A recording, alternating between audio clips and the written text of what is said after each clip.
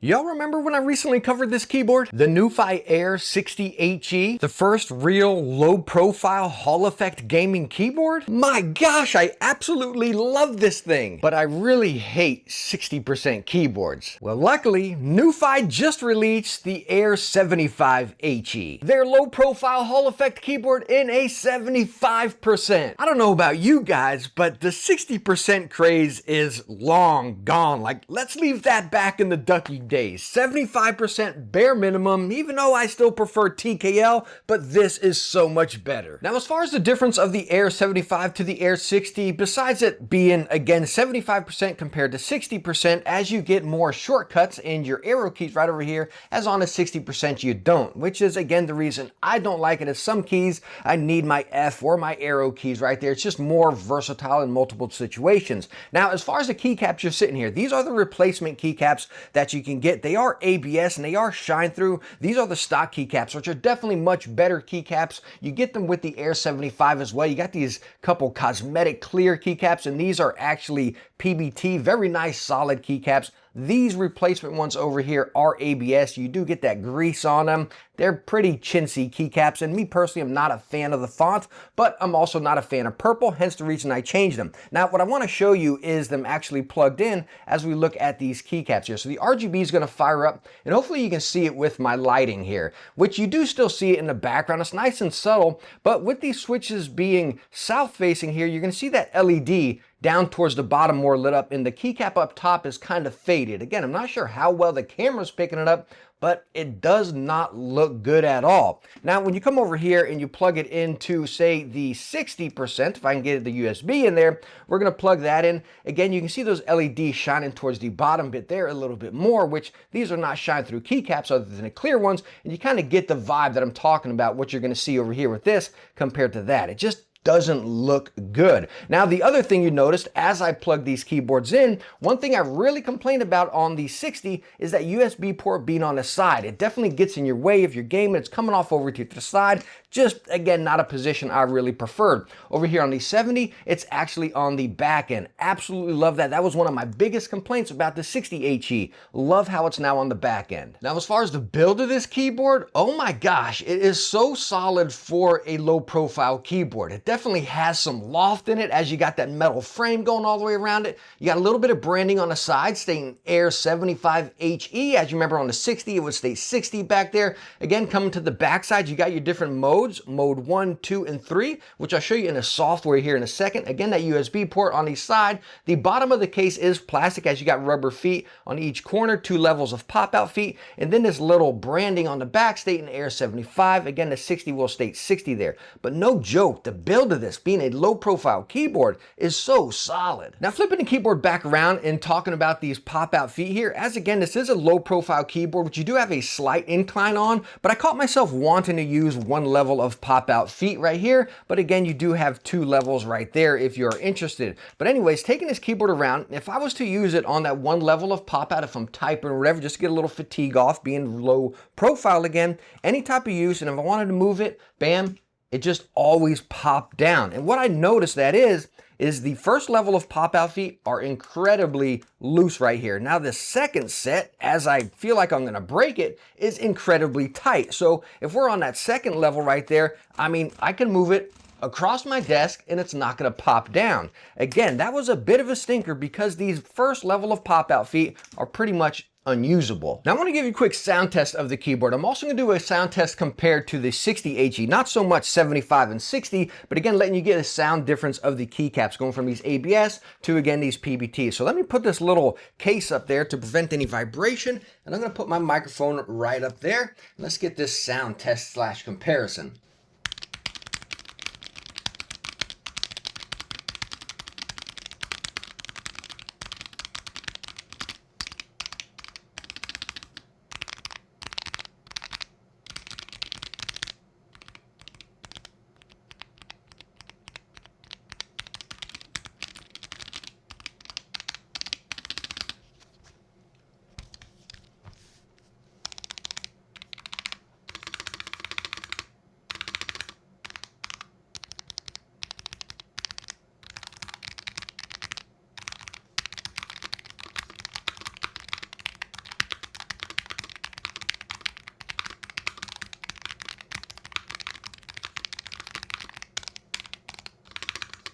So I personally think both of these keyboards sound great, as they both have, again, a solid build. They got the dampening foam in them and everything. They're both built so great, which again plays into that amazing sound. But yes, I do think the one with ABS keycaps sounds a little bit more plasticky than the one with PBT keycaps, which is my preferred, but I just can't jive with the purple. So as far as these keycaps, there is a pro and a con. Number one, I like how they're solid black, so it's gonna be, again, versatile for a lot more setups, and mine included, where that purple's just not gonna flow.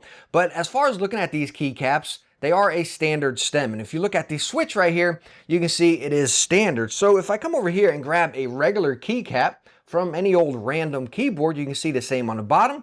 Put it right down here, and you're still gonna be able to use them perfectly fine. Now, of course, you're gonna lose some of that low profile vibe right there, but it's still gonna be a lower profile keyboard sitting on your desk, which is a really nice feel. But again, it's not gonna be that true type of low profile. But my point being, with the regular stem, you're gonna be able to fit just about any low profile keycap on it, which is what I will be searching for. Now, while I got you down here, I wanna show you one other thing about these switches, as they are hot swappable, and I'm gonna pull it out here, but they are low profile switches. Again, with these being the Gateron Jades, you can see them being low profile. So you got your two prongs, which you're gonna lock them into the PCB, prevent any of that rattle, but you got this extra in the middle, goes down all the way through into the PCB, as you see right here. A traditional magnetic switch, again, is kind of like this. You got your prongs, and then bam, your magnet comes right down onto the bottom. This is what you see in just about all magnetic or Hall effect keyboards, is bam, just like that. So no, you're not gonna be able to take these kind of switches and slap them in there.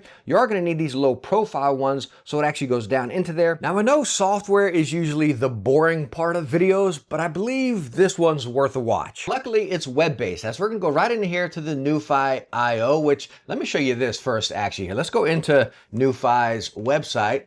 As I spelled that wrong, we're gonna go into here, go into Hall effect keyboards.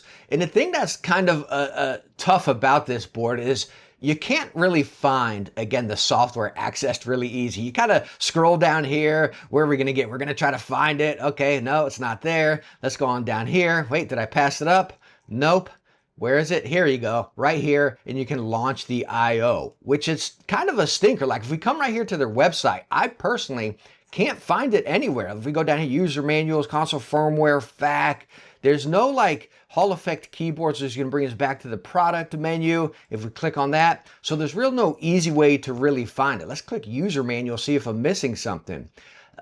There's not. It's just for all of these. So again, I think there needs to be something a little bit easier. Bam, right up here, right to their IO. But anyways, that's just me complaining. Let's come over here to the IO once we've found it, and hopefully you can as well. We're going to go over here, click on it, fire it up. It's going to find our keyboard. Give it a second here, and it's going to load up with each different mode. So you got mode 1, gaming, mode 2, Windows, mode 3, Mac, which I absolutely love. Which every keyboard, which we're seeing a lot more lately, they have Mac options, as I use a Mac Mini right with my PC setup now, and it's awesome to be able to use that same keyboard across all of them. So anyways, coming over here into the gaming, this is what I want to show you, is all of the settings you have here. So you got your keybinds, basic settings, as you can set in there, multiple layers, as you see here, we're all pretty much used to that. Coming over here, trigger settings, which you got your rapid trigger. And to be able to adjust any of this, you got to come over here and select all, or select whichever switch you want. You can adjust your switch over here to 0.1, all the way down to 3.3. I usually leave mine right at like a 0.6 is pretty comfortable on this keyboard. I don't use dead zone config, but you can right over here if you want to. Not something I use. I also don't use rapid trigger, but again, you can set it over here as you want. Again, selecting all switches, and you got the continuous rapid trigger or separate press and release as well. So tons and tons of customization and options within these low profile switches, which is super cool. Of course, over here you got macros, you got your lighting effects. I leave mine at solid red, but you got all these options to see. What you're seeing again is it at 100%. And you also have these little notches over here, which you can see side lights, and that's as far as like your cap locks and stuff, but you can also set those to a different effect if you want. Coming over here, mode settings, you got all these as far as your window locks, yada, yada, yada, all that other basic stuff. The main thing I really want to show you, which I might have missed on my 60HE video, is over here in your basic settings, as I showed you with keybinds at the beginning. Coming over here, SOCD or Snappy Tappy, Rapid Trigger, whatever the heck you want to call it, you're going to right click onto this and you get all these other different options within it. And I think I might have missed this within my 60HE video as I was talking to NUPHY and I'm like, where can I find Rapid Tap or Snappy Tap, whatever? I'm not finding it anywhere in the software, right? They said, no, you got to come over here and right click on whichever key you want and you have all these other options to choose from it. So it's kind of hidden in there, but you do have every option on this keyboard as all other Hall Effect keyboards. And that is super cool to see, again, on a low profile keyboard, packing that many features and functions. Oh my gosh, so cool. But yes, I do wish it was wireless. Now, as far as the performance on this keyboard, absolutely flawless. I don't know if I mentioned, but you can also run it up to 8,000 polling rate. I keep my gear at 4,000 polling, which I think is just perfectly smooth. I don't got to deal with any of those potential 8,000 stutters right there.